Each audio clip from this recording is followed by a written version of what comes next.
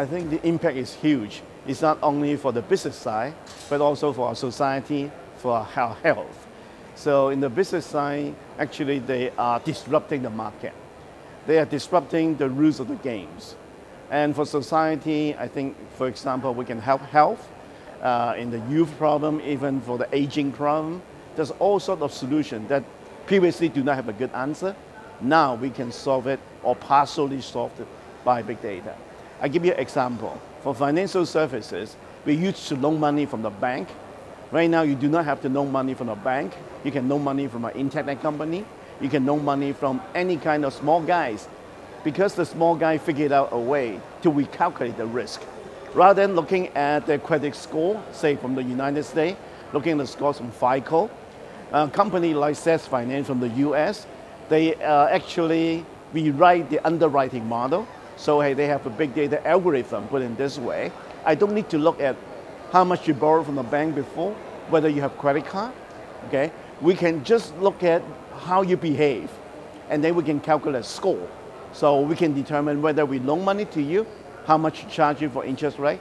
So actually it's an example how big data disrupt the financial services. I can name tons of examples, but most important is they're disrupting our games for the business side. From the society, from the health, I'm helping one company in Hong Kong. They are not a business company. They are a social services enterprise, non-profit organization. So what they're doing is they're helping the youth and make sure that they live and grow normally. But sometimes kids has problem, right? So, but we do not have enough social workers. So what we do is to analyze all the social media, all the apps data. So we'll be able to write a model that we can determine what kind of things when the kids do and will trigger, for example, they're thinking about commit suicide. So we will limit it to the target that we're going to approach immediately. So we'll save the resources of our social service people, but we'll save more life. So this is an example for the business world and also from the social world that how big data make the change, make the big impact.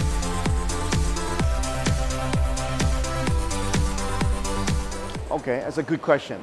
I think a lot of countries are asking the same questions.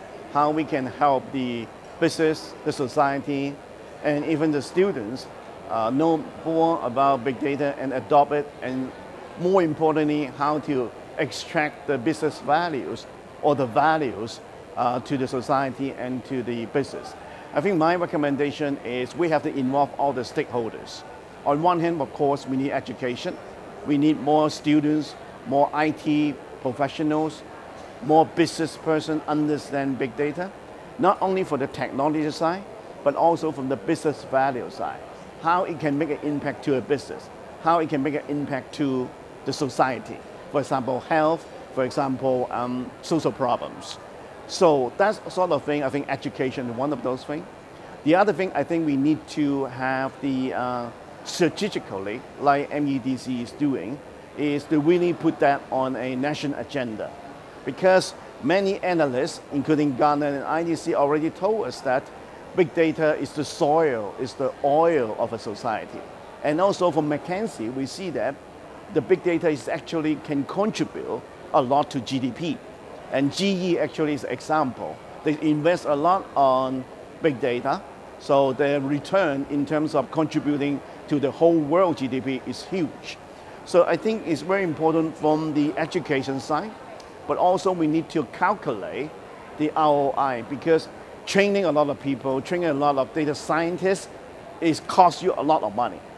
So where you're going to find the money, you're from the business side or from the government. But without seeing all the ROI, return on investment, the businessman will not invest on it. So educating them is one thing, changing their organization culture is one thing. The second thing is we need to prove the return on investment. And also we need to create some good success stories in Malaysia. So I think education is one thing, creating success story is one thing, and also we need to find a way to prove the ROI to the business, to the government, so they will keep investing on it. I think that is something is very important.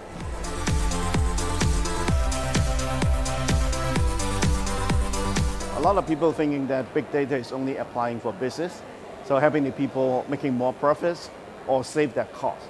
But actually in the HR, it's a very important role for a business success. Actually, it's a big area that we can apply HR. So say, for example, the question asked about recruitment. How about you can hire those people? They have 90% or 95%, they can perform well in your company. So think about the opportunity cost in your recruitment process. If you recruit somebody inside and then you train them, expect them to perform well, but you make a wrong decision. So you're wasting a lot of money and time, and also the opportunity cost, the time to market. So it's a huge loss to you and to your company. So by making use of big data, actually we can analyze all the top performers in your company and find out the attributes. We build a model. So who is going to perform well? And then maybe they like drinking coffee, maybe they like drinking jeans, wearing jeans. You don't know. But we find out that, and then when in the recruitment process, we identify those right prospects, and then we hire them. You are much better off, and your company will perform much better, and you will save a lot of costs. Recruitment is only one area in HR you can apply big data. Actually, how about retain your talents?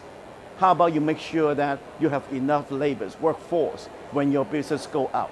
So all the kind of thing, I think is a good example. Big data is not only applied to business, but also can apply to operations, to HR, to finance, so you name it.